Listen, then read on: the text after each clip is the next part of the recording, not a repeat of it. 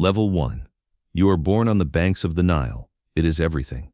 Your father is a farmer. His father was a farmer. His father before that. The river floods every year. When it floods, there is food. When it doesn't, there isn't. This is the whole of existence. Your house is mud brick. 1 room. 6 people. You wake before dawn. Everyone does. The fields need water. The water needs carrying. The carrying needs you. You are 5 years old and already useful. There are men in the village who wear linen instead of rough cloth. They don't carry water. You watch them the way your father watches the sky before planting, carefully, looking for patterns. Your mother tells you the gods made people different on purpose. You accept this. You are 6 years old. You don't have another option. But you keep watching. Level 2. You grow up in the rhythm of the Nile. Flood, planting, harvest, flood again. Your body learns the calendar before your mind does. At harvest, tax collectors come. They measure the grain and take their portion. You learn early that the state is always watching, even here, even at the edge of the desert. Your father owes labor to the pharaoh. Every man does. When the floods make the fields unworkable, the state calls men to build. Your father goes. He comes back thinner and quieter. You ask what he built. He says a wall for a temple. You ask which temple. He says he doesn't know. He never saw the finished thing. He only carried stones. At 12, you carry stones too. Not for a temple, for an irrigation channel that will feed 10 villages. The overseer beats men who stop to rest. You don't stop to rest. You are strong. The work made you strong, the way the desert makes everything that survives it strong. A scribe passing through the worksite notices your hands. He asks if you can count. You say yes. He asks who taught you. You say nobody. You just can. He writes something on a piece of papyrus and hands it to you. He says, give this to the temple school in the city, and don't lose it. You carry that papyrus for 3 days without eating, terrified of dropping it in the Nile. You don't drop it. Level 3. The temple school is nothing like the fields. Cool stone floors, the smell of ink and lamp oil, boys sitting in rows learning to copy signs onto clay tablets. You are older than most of them. Your hands are rougher. Your clothes are worse. None of that matters once you pick up the stylus. Your hand moves like it has been waiting for this. You learn the hieroglyphs, all 700. You learn the cursive script the scribes use for everyday documents. You learn numbers, measurements, grain calculations. You learn that the world runs on writing and that writers run the world. After 3 years, you are assigned to a government office. You copy tax records, land surveys, labor rosters. You are a scribe now. You wear linen. You don't carry water. You send money home to your mother. Not much, but more than the fields ever produced. She writes back through a neighbor who can read. She says your father would be proud. Your father died 2 years ago, carrying stones for someone else's temple. You write documents that move grain from villages to state warehouses. You write orders that send men to labor sites. You understand now that the state is not watching from a distance. The state is the writing. You are the state. A senior scribe assigns you to the military garrison. Army scribes record everything. Supply inventories, troop numbers, battle reports. You learn that war is mostly numbers. You accompany a military expedition into Nubia, not to fight, to record.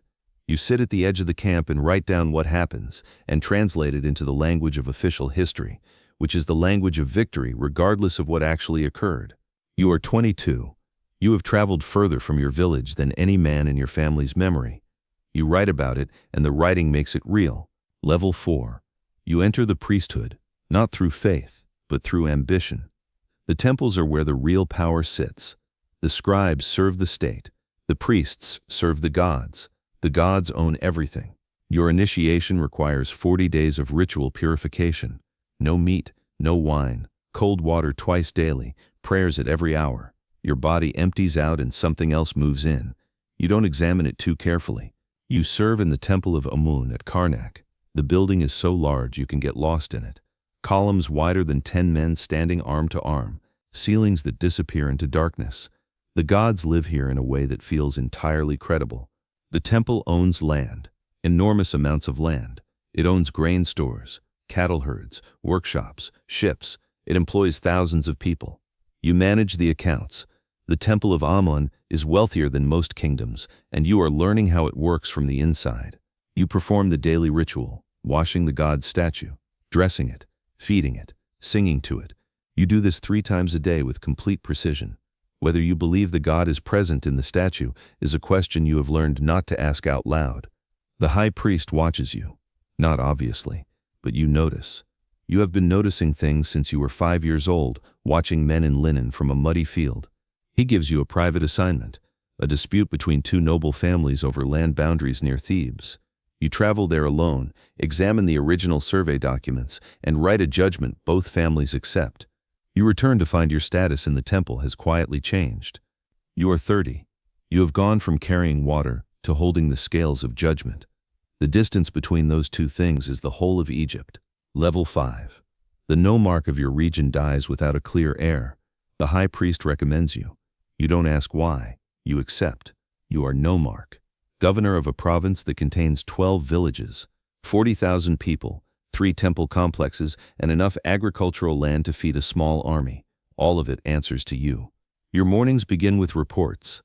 Flood levels, grain stocks, labor availability, disputes between villages, requests from the temples, demands from Memphis. You triage constantly. Everything is urgent. Almost nothing actually is. You build a new irrigation channel that doubles the crop yield of 3 villages. This costs you politically because it requires labor levies that anger the village elders. It benefits 40,000 people and 3 generations of families who will never know your name. You do it anyway. Memphis sends an inspector. He checks your tax records, your building projects, your labor accounts. You have kept everything in perfect order for this exact moment. He finds nothing wrong. 2 weeks later, a letter arrives from the vizier's office. 4 words, your work is noted. 4 words from the vizier's office are worth more than a speech from anyone else in Egypt. You read the letter 3 times and file it where you can find it quickly. You govern for 8 years. Your province becomes one of the most productive in Egypt. You are summoned to Memphis. You go knowing you will not come back to this role. You are right. Level 6. The vizier is the second most powerful person in Egypt. The pharaoh rules through divine right. The vizier rules through everything else. You are appointed deputy vizier at 41 and understand within a week that you have been doing this job in miniature your entire life. Every legal dispute in Egypt reaches your office eventually. Property, inheritance, contracts, accusations of theft, accusations of murder. You hear cases for 6 hours every day, sitting on a reed mat with 40 scribes arranged around you, writing down every word. You manage the construction of the pharaoh's mortuary temple, 10,000 workers, 12 years, a budget in grain and copper that would feed a city. You track every stone, every worker, every ration. Nothing is lost. This is considered a miracle. You meet the pharaoh twice a week. He is young and has the absolute confidence of someone told since birth that he is a god.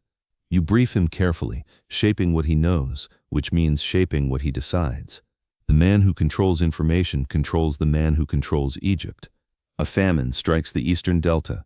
The grain stores you built and maintained for exactly this situation feed 200,000 people through 3 bad flood seasons.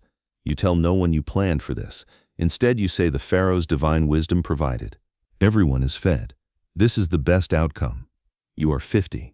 Your hair is white. Your back aches every morning from 40 years of sitting cross-legged on stone floors. You have built more of Egypt than anyone alive, and your name appears in almost none of it. That is how power works at this level. The builder disappears into the building. Level 7. The pharaoh dies. His son is 7 years old. The court looks for someone to govern in the child's name. There is no discussion. There is only you. You are regent. In practice, you are pharaoh. The child sits on the throne, and you stand beside him, and Egypt runs the way Egypt has always run, through grain and water and writing and the threat of divine punishment. A conspiracy forms against you. 3 nobles who expected to share power. You discover it through your network of informants built over 20 years. You dismantle it quietly, surgically. 2 men are exiled. 1 disappears. The child pharaoh is told nothing. The Hittites test the northern border. You mobilize the army, negotiate simultaneously through back channels, offer trade concessions that cost Egypt almost nothing, and satisfy Hittite pride completely. No battle is fought. This is your greatest military victory, and it will never appear in any temple carving. The child grows into a young man. You watch him become a pharaoh, training him through exposure to real decisions with real consequences. When he is 16, he begins to govern in fact as well as name. You step back. This is the hardest thing you have ever done. He is a good pharaoh. You made him one. That is enough. Level 8. You retire to a villa near Luxor. The Nile is visible from your garden. You spend mornings writing. Not official documents. Your own account of everything you saw and did and built and decided across 60 years of service. You write about the boy from the mud brick house who watched men in linen from a field and kept watching until he understood how everything worked. You write about your father carrying stones for a temple he never saw finished. You finish the document and seal it and give it to your oldest scribe with instructions to place it in the temple archive where it will sit unread for 3,000 years. You are 71 years old. The Nile floods again, as it always has, as it always will. You sit in your garden and watch the water rise and think about the boy who learned the calendar before he learned to read. You die on a morning in late spring.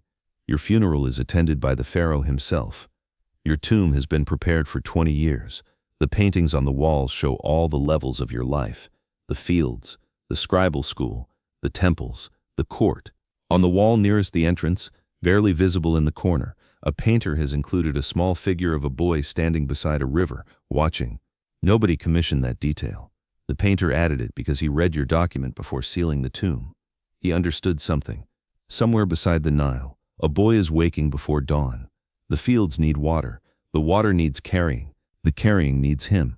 He does his work and watches the men in linen pass and thinks about patterns. The river floods. The cycle continues. It always has. It always will.